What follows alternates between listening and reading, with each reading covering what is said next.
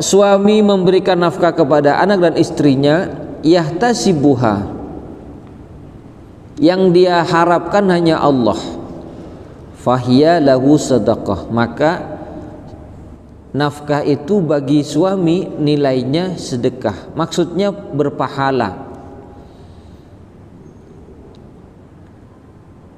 Jangan karena kita memberikan nafkah dasarnya karena dituntut sama istri, jangan itu Pak, karena memang Allah memerintah kita mengharap ridha Allah saja. Kalau tidak ada ridha Allah yang kita harapkan, ya sebatas menutupi kewajiban, tetapi pahala tidak dia dapatkan. Makanya dikatakan di sini oleh Al-Imam Al-Qurtubi, afada mantuqul hadis, innal ajra bil infaq innama yasulu bi qasdil qurbat sawan kanat wajibatan aw ghayraha. Bisa dipahami dari hadis ini, pahala infak, pahala nafkah bisa didapat dengan maksud tujuan taqarrub kepada Allah.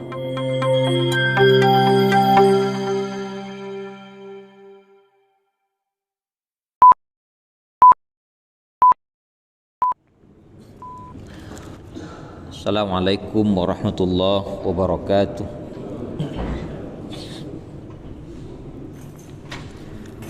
Bismillahirrahmanirrahim. Alhamdulillahi rabbil alamin. Wassalatu wassalamu ala asyrafil anbiya wal mursalin, Sayyidina Muhammadin sallallahu alaihi wasallam wa ala alihi wa sahabatihi ajma'in, amma ba'd. Faya ibadallah, usikum wa nafsi bitaqwallah. Qala Allah ta'ala, ya ayyuhalladzina amanu taqullaha haqqa tuqatih wa la tamutunna illa wa antum muslimun. Allahumma anfa'na bima 'allamtana wa 'allimna ma yanfa'una wa zidna 'ilma. Allahumma inna na'udzubika min qalbin la yakhsha wa min nafsin la tashba wa min 'ilmin la yanfa wa min da'watin la yustajabu laha wa karaman ya rabbal alamin. Para hadirin hadirat, Bapak Ibu, semoga Allah meridai kita semua.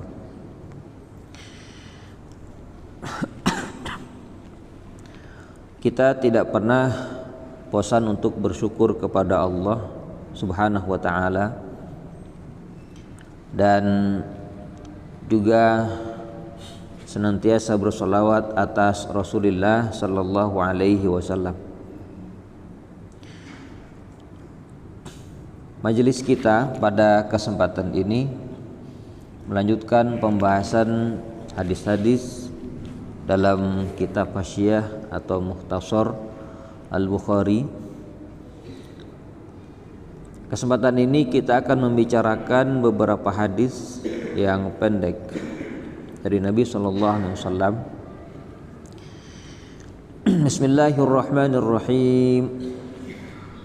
Qala al-Imam al-Bukhari rahimahullah an Abi Mas'ud عن النبي صلى الله عليه وعلى آله وسلم قال, dari Abi Mas'ud dari Nabi sallallahu ta'ala alaihi wa alihi wasallam bersabda,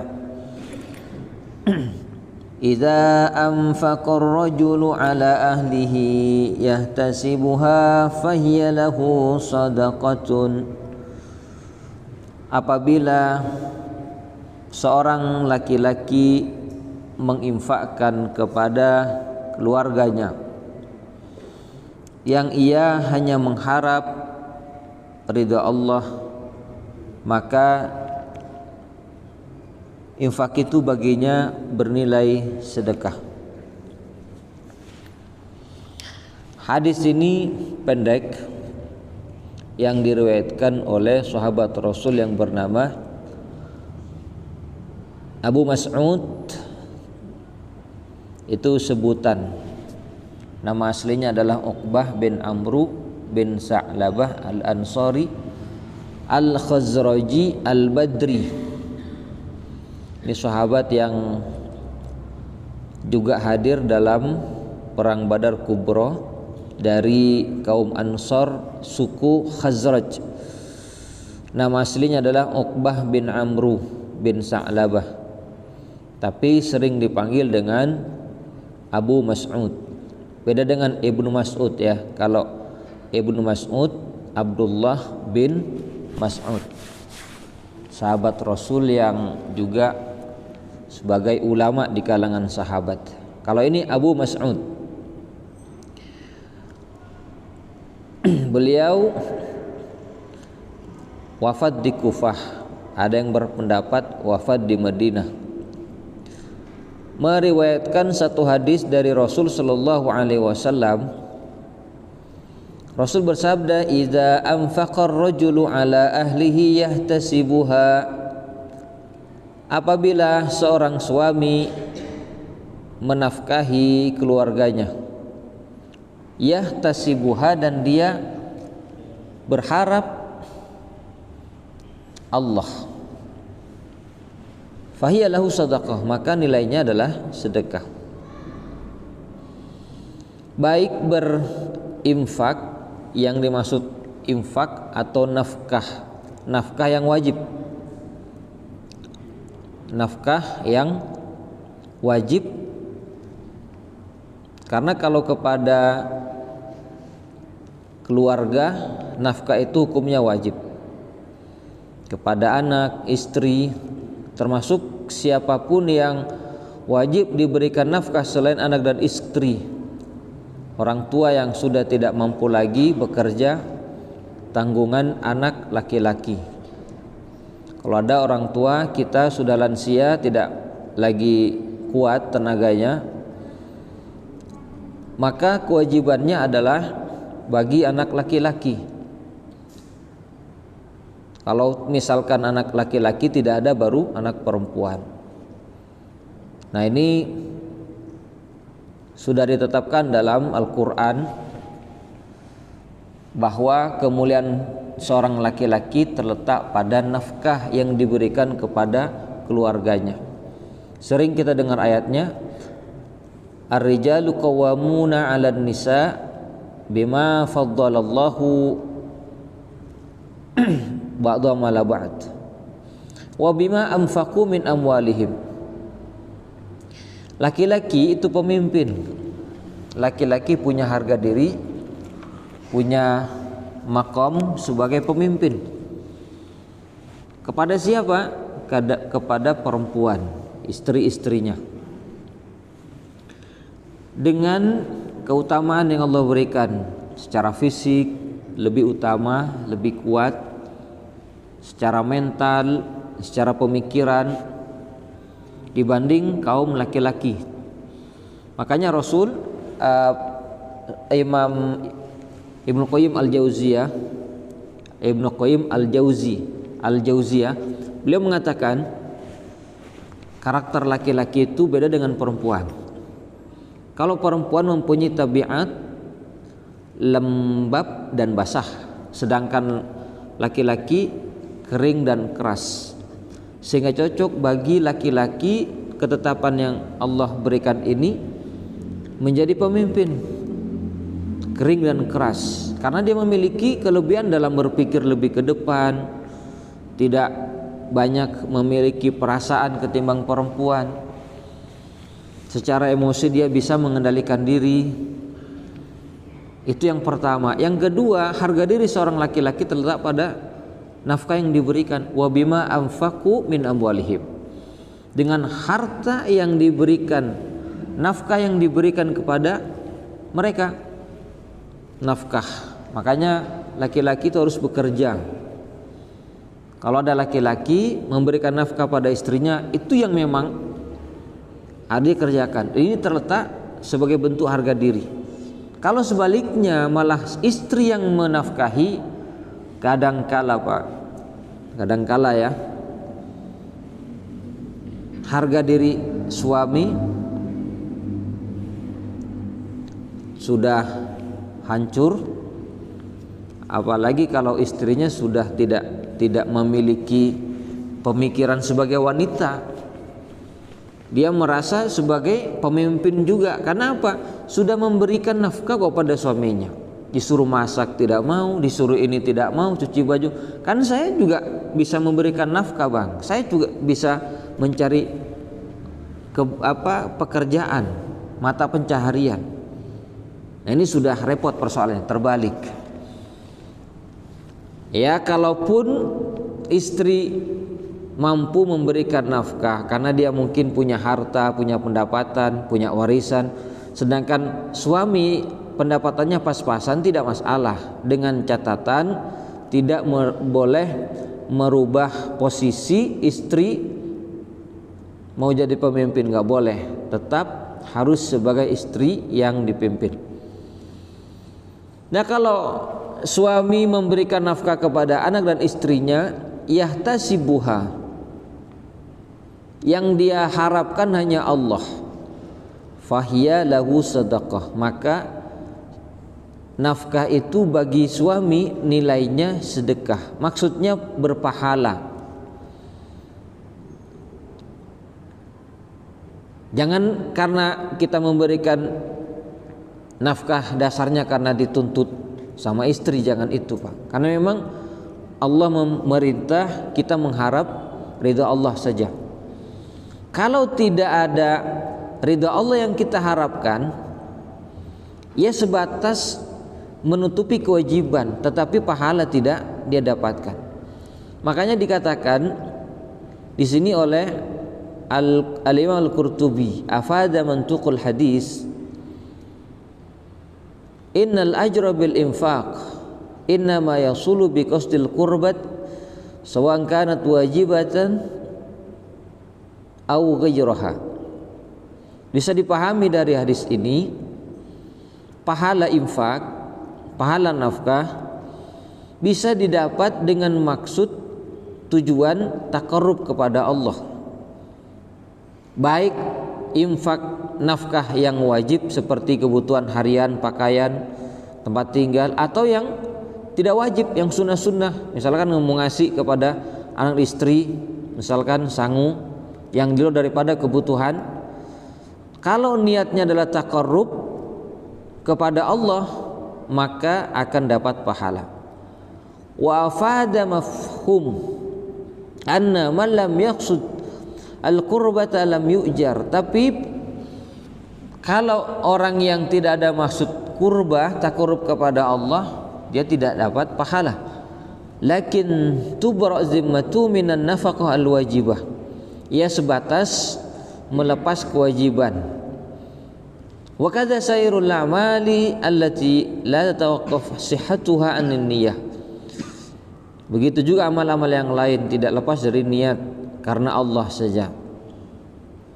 Ini barangkali di antara kita ada yang punya mindset mencari nafkah karena disuruh sama istri, karena kebutuhan.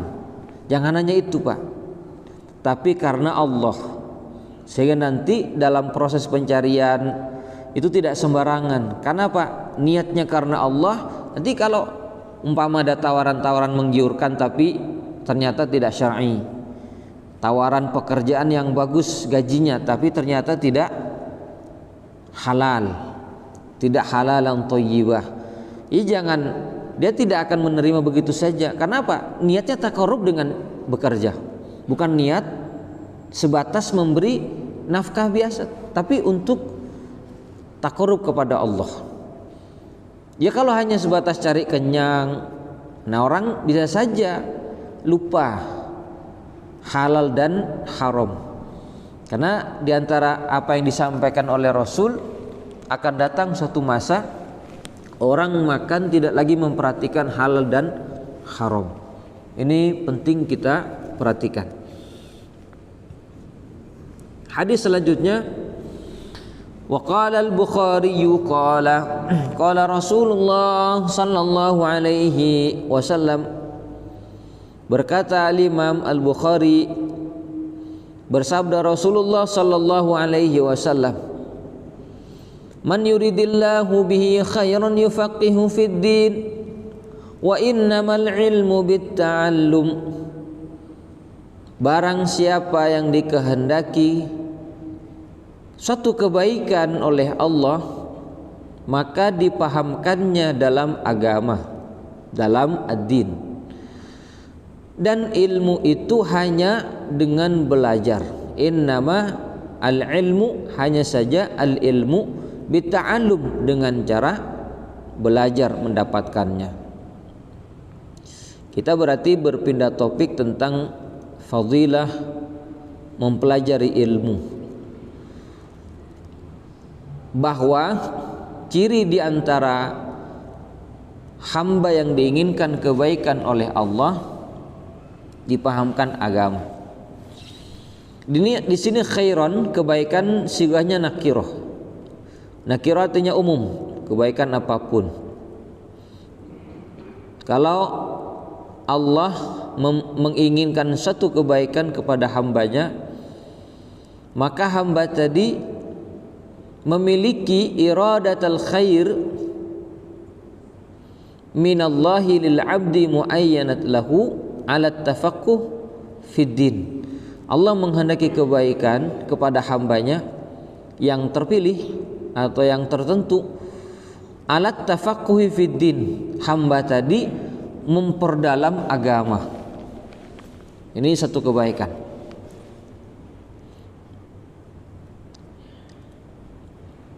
Dan di antara tanda orang yang suka dengan belajar agama, dia suka menghadiri majelis-majelis ilmu. Di antara hadis yang tersebar, meskipun hadis ini yang disampaikan oleh Ibnu Umar, anna Rasulullah sallallahu alaihi wasallam bersabda, majlisu fiqhin khairun min ibadati sittina sanah. Majelis fikih lebih baik daripada ibadah 60 tahun. Hadisnya ada yang mengatakan dusta, tapi secara makna benar. Secara makna benar, secara riwayat hadisnya dusta atau magzub. Tetapi secara makna benar. Karena apa? Orang yang memiliki ilmu lebih baik daripada orang yang tidak memiliki ilmu. Dan beribadah yang tidak berdasarkan ilmu, ibadahnya banyak tapi tanpa ilmu, masih lebih baik orang alim, orang berilmu. Makanya permisalan orang yang berilmu sampai dalam beberapa hadis, yang hadisnya juga lemah tetapi menjadi motivasi, at-targhib wa tarhib, motivasi tersendiri. Tidurnya orang berilmu lebih baik daripada ibadahnya orang jahil. Nah, begitu. Ya, bukan berarti di sini menjadi membuat patah semangat orang jahil beribadah, bukan. Maksudnya sebelum melakukan ibadah cari ilmunya dulu, supaya berilmu dulu, cari ilmunya. Kalaupun nanti memiliki kepahaman yang bertingkat, tidak sama satu orang dengan yang lainnya, itu memang sudah karunia dari Allah. Ada yang Allah kasih karunia pemahaman yang mendalam, bahkan tingkatan ar-rasikh fil ilmi, sangat mendalam dalam ilmu. Ada yang tingkatannya mujtahid mutlak. Mujtahid mutlak itu memahami seluruh cabang-cabang ilmu sehingga dia berhak untuk berpendapat dalam satu persoalan yang butuh pendapat. Ada mujtahid muqayyad, di bawahnya mujtahid mutlak. Muqayyad, mujtahid yang terikat dengan satu cabang ilmu, misalkan terikat dengan satu mazhab. Kalau mujtahid mutlak itu secara mazhab fikih memahami semua. Kalau muqayyad, terikat, dia terikat dalam satu mazhab misalkan, atau terikat dengan satu cabang ilmu. Ini di bidang hadis, belum tentu di bidang fikih dia mumpuni. Ini di bidang tafsir, belum tentu di bidang lain dia menguasai. Terikat. Ya ada yang alim tetapi tidak sampai tingkatan mujtahid. Alim, ada alim yang sampai tingkatan tarjih, kan macam-macam alim. Tarjih, bisa mentarjih atau mentahkik, mengkaji mana yang paling kuat. Nah kalau kita apa ini Pak?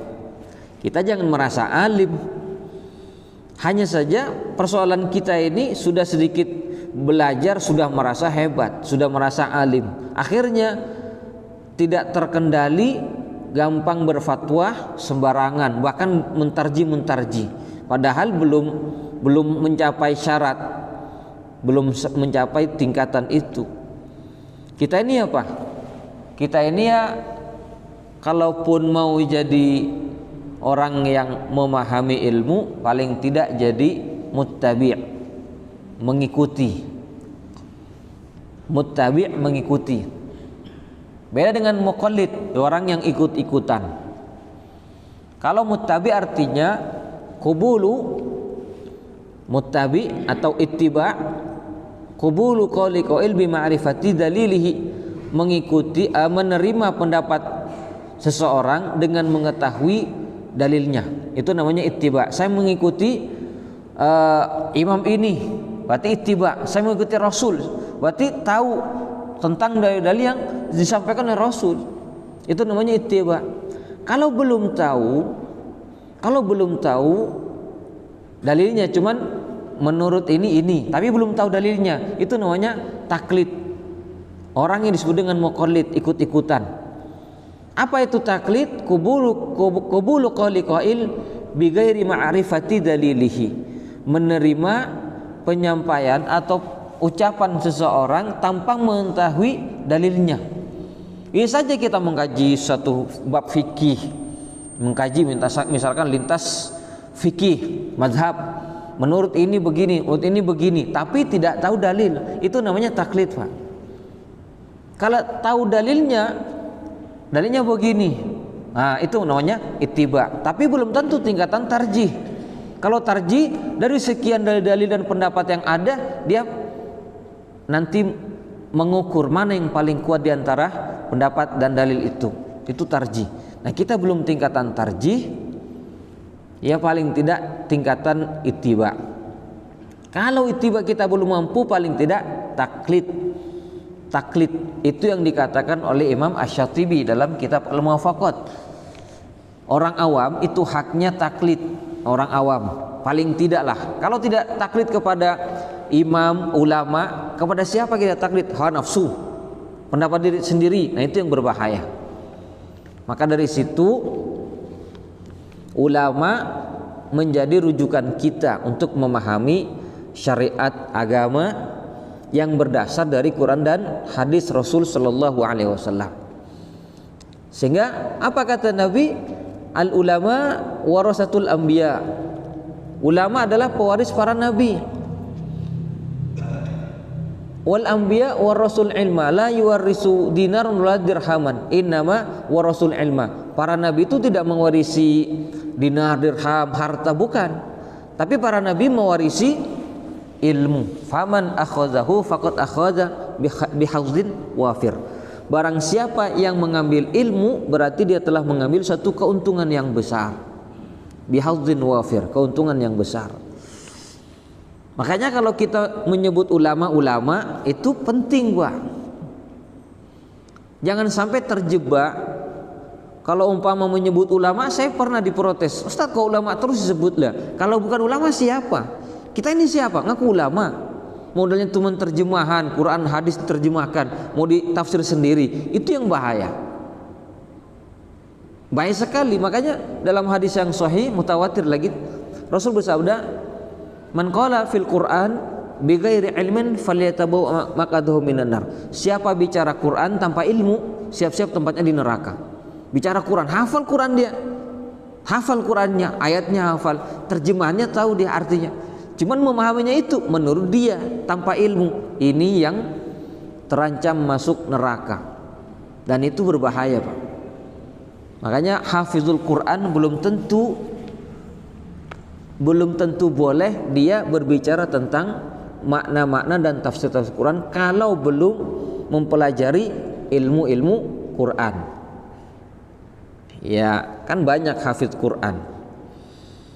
Tapi kalau umpama hafiz Quran, dia mempelajari ilmu Quran, paling tidak baca tafsirnya lah, dan ilmu-ilmu yang lain, baru dia boleh berbicara tentang Quran. Ayat ini begini. Nah, itu penting. Menurut ulama ini begini. Nah, itu berarti apa? Setidaknya taklid, kalau bisa sampai pada tingkatan ittiba. Kalau demikian, inilah yang disebut dengan tafaqquh fiddin. Yufaqqihu fiddin. Allah pahamkan dia agama. Allah pahamkan agama. Ini diantara tanda Allah menginginkan satu kebaikan.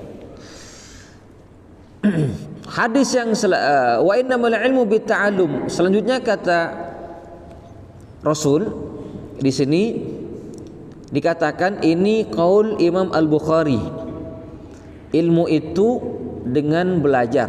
Dari riwayat ini dikatakan Imam Al-Bukhari mengatakan ilmu itu dengan cara belajar. Tapi dalam hadis yang lain Al-Bukhari menukil dari hadis Rasul, hadis yang lain, wa innamal ilmu bitta'allum wa innamal hilmu bittahallum wa may yataharral khaira yu'tahu wa may yattaqi syarra yuqahu. Hadis yang lain secara marfu dari Abu Darda. Ilmu itu dengan cara belajar, kata Rasul. Mendapatkannya dengan cara belajar. Dan kelembutan itu dengan cara melatih diri menjadi lembut. Dan barang siapa yataharral khaira yu'tahu, dia berusaha mencari kebaikan, Allah kasih. Jadi kasih dia. Dan barang siapa yattaqi syarra, menjaga diri dari keburukan, yuqahu, akan dilindungi. Ini hadis yang lain ya. Mananya kalau kita mau dapat ilmu, belajar sungguh-sungguh, dan akan diberikan ilmu sesuai dengan al-hirs, ambisiusnya kita. Kan ada orang memiliki ambisi yang sedikit, cuman sekedar ingin, akhirnya modalnya kan 3D, datang duduk pakai dengkul. Mulai lumayan Pak, daripada nggak datang sama sekali ke majelis ilmu, lumayan lah. Ada yang sangat berambisi, dia tidak ingin kehilangan poin-poin penting, sehingga apa, dicatat, bawa catatan. Termasuk dia tidak ingin ilmu itu sia-sia, biar ilmu itu barokah. Bagaimana caranya? Dijaga adab-adab ilmu. Sebelum dimulai majelis ilmu, baca doa. Nanti duduknya juga tidak sembarangan. Ada duduk yang perlu diperhatikan dalam majelis ilmu. Misalkan, maaf Pak ya, makruh nyandar misalnya, tepat nih, makruh nyandar. Saya nggak nyindir loh, ini ilmu. Dalam majelis itu begitu. Terus kalau majelis ilmu seperti para ulama, Rasul dan para sahabat, para ulama mengajari murid-muridnya, mereka duduk berdekatan, ya maju misalkan. Kalau kita yang mungkin sebatas ingin sajalah, bukan al-hirsu. Al-hirsu itu ambisi. Ambisi itu ya sungguh-sungguh. Dia tidak akan ketinggalan. Kalau umpama dia ketinggalan, dia akan datang, tanya, yang ketinggalan apa. Kalau dia nggak tahu, tanya, penjelasannya bagaimana. Nah, ini berarti dia betul-betul memiliki tekad yang kuat untuk belajar. Waktunya pun juga tidak disia-siakan. Dia mencari waktu khusus buat ilmu. Nah, ulama dulu begitu Pak. Imam Syafi'i misalkan, kalau tidur dibagi 3 malam. Sepertiga buat tidur, sepertiga buat ibadah, sepertiga buat belajar. Karena belajar malam lebih kuat di hafalan, pengaruhnya lebih kuat ingatan kita daripada di siang hari. Atau ada ulama yang disuruh istirahat ketika sakit malah nggak mau, seperti Ibnu Taimiyah. Wahai imam, kau ini sakit, kata tabibnya, sebaiknya istirahat dulu. Apa jawabannya? Bagaimana saya bisa istirahat? Oh, istirahatnya saya dengan cara membaca kitab. Istirahatnya dengan cara membaca kitab. Berarti di luar sakit kalau sembuh, lebih lagi dia akan membanyak mengkaji-kaji kitab, menulis, terus menyampaikan ilmu. Mandinya saja Ibnu Taimiyah itu minta dibacakan kitab, mandinya supaya dibacakan kitab nyaring oleh muridnya, santrinya dari luar. Subhanallah. Ada ulama yang kalau umpama diundang walimah nikah, dia minta izin. Saya mau datang dengan syarat saya dikasih kesempatan atau tempat duduk khusus buat membaca, mengkaji kitab, mengulang-ulang pelajaran. Ya begitu. Ada yang berjalan kaki terus sambil baca sampai masuk jurang. Begitu ada. Ada yang ditabrak kuda. Saking nikmatnya dengan ilmu. Orang-orang dahulu tidak menyanyikan waktu untuk belajar, diulang terus. Ada yang satu pelajaran diulang sampai berapa puluh kali. Bahkan ada yang diulang satu kitab sampai 20 kali Pak, diulang sampai dihafalkan. Karena memang ilmu itu harus dihafalkan. Berarti jauh sekali dengan kita Pak ya. Jauh sekali ya, paling tidak kita hadir ke majelis ilmu lah. Daripada tidak sama sekali. Paling tidak senang. Ilmu bitta'allum itu artinya belajar kepada guru. Walaisa bimutala'atil kutub, bukan hanya mentelaah kitab.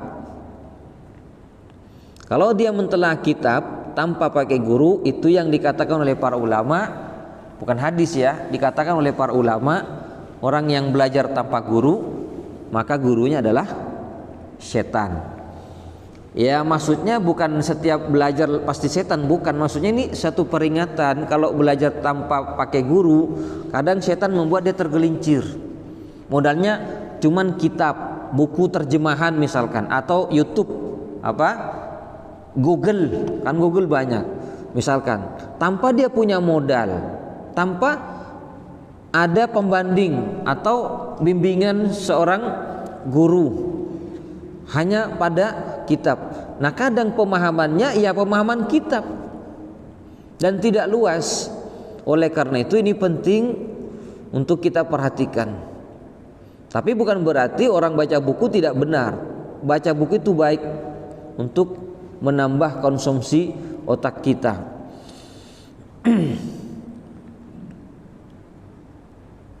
Jadi belajar ilmu, belajar dengan cara mencari ilmu dengan cara belajar.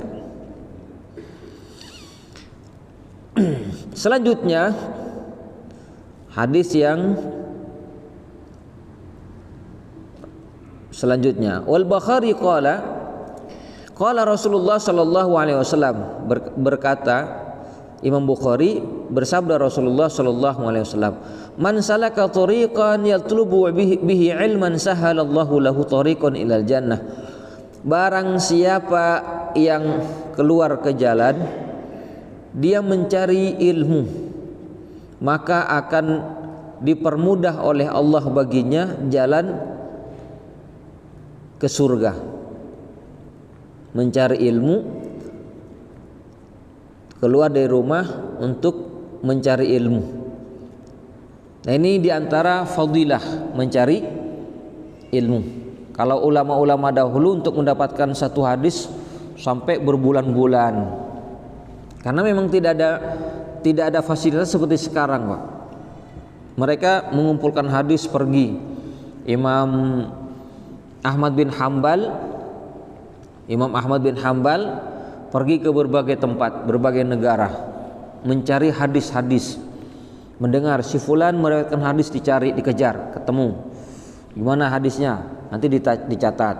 Oh di sana ada orang yang meriwayatkan hadis, lagi dicatat. Terus pergi ke negeri ini, ke Hijaz, ke Syam, ke Mesir, ke Irak, ke Yaman, pergi ke berbagai negara untuk mengumpulkan hadis. Maka paling besar kitab, paling banyak kitab memuat hadis adalah kitab yang dikarang oleh Imam Ahmad bin Hambal. Nama kitabnya Musnad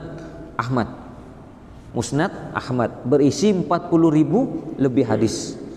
Itu yang paling banyak. Padahal Imam Ahmad sendiri dikatakan oleh Abu Zur'ah, menghafal 1 juta hadis. Nggak ada yang lebih banyak daripada Imam Ahmad. Tapi yang ditulis di kitabnya, musnadnya, hanya 40.000 lebih. 40.000 lebih. Sedangkan hadis kitab-kitab yang lain tidak sebanyak yang ditulis oleh Imam Ahmad. Dan itu membutuhkan waktu bertahun-tahun, Pak. Beda dengan kita sekarang. Kalau sekarang kan mudah. Sekarang ini mudah, tinggal umpama beli kitab di mana, di toko kitab. Kitab apa? Sahih Bukhari. Lengkap. Musnad Ahmad. Terus apa lagi? Kitab-kitab yang lainnya, kitab fikih, mudah sekali. Kalau Imam Muslim membutuhkan waktu berapa? 15 tahunan ya untuk mengumpulkan, menulis kitab Sahih Muslim. Sama juga dengan Imam Bukhari, butuh waktu tahunan. Enggak semudah seperti kita, Pak. Tetapi Allah memberikan kelebihan yang tidak dimiliki oleh kita. Apa kelebihan itu? Memiliki ingatan yang kuat. Sekali lihat, misalkan Imam Bukhari, sejak kecil sekali lihat kitab begini itu langsung hafal. Apa? Seperti scan ya, langsung ingat. Otaknya itu langsung ingat. Kalau Imam Asy-Syafi'i juga begitu. Mendengar, membaca apa yang dikatakan oleh orang-orang, makanya telinganya ditutup kalau ke pasar. Biar apa? Setiap suara yang masuk tidak dihafal. Itu Imam Syafi'i. Kalau umpama baca kitab, halaman sebelah ditutup. Kalau umpama melirik sedikit, langsung ingat. Ibnu Taimiyah juga begitu, disuruh baca, ditulis hadis di papan, kan dahulu kan tidak ada pakai papan. Jadi ditulis hadis di papan, tulis sendiri, dites sama seseorang. Masih kecil Ibnu Taimiyah, dites oleh seorang ulama. Kamu bawa apa itu? Papan, ditulis. Ada 13 hadis lengkap dengan riwayatnya. Kamu baca sekali, dibaca. Setelah itu hapus, coba ulangi, diulangi Pak, sesuai dengan urutannya. Apa kata orang ini? Kalau anak kecil ini besar, suatu saat dia akan jadi ulama besar, dan itu terbukti. Ini orang-orang dahulu Pak. Kalau kita sekarang, masya Allah, susah sekali ngafalnya. Itu pun minatnya juga kecil, keinginannya sedikit, waktu untuk belajarnya sangat sebentar. Karena kesibukan dunia, tiba-tiba mau jadi ahli fatwa, sana sini dia salahkan, hanya dirinya yang betul. Sehebat apa kita ini? Selanjutnya hadis an Muawiyah qala sami'tu Nabiy sallallahu alaihi wasallam. Dari Muawiyah, aku mendengar Rasulullah sallallahu alaihi wasallam bersabda, man yuridillahu bihi khairun yufaqihu fid din. Barang siapa yang dikehendaki kebaikan oleh Allah, Allah pahamkan agama. Wa innama ana qasim wallahu yu'ti. Sesungguhnya aku ini membagi, sedangkan Allah yang memberi. Apa yang dimaksud dengan membagi? Membagi wahyu yang diturunkan oleh Allah kepada Rasul tanpa disembunyi-sembunyikan. Sedangkan Allah yu'ti, memberi apa? Memberi kepemahaman, memberi pemahaman kepada kita. Makanya minta pemahaman, minta kepahaman yang mendalam kepada Allah. Minta, jangan pernah bosan. Ulama dahulu pernah ada baca kitab sampai diulang sampai 20 kali. Diulang satu bab, ternyata susah. Dia duduk istighfar, minta kepada Allah pemahaman. Karena sudah Isya, saya kira cukup demikian. Mudah-mudahan membuat kita semakin semangat belajar, karena ilmu sangat luas, sedangkan kita ini serba terbatas. Demikian, kafa bihadza. Wassalamualaikum warahmatullahi wabarakatuh.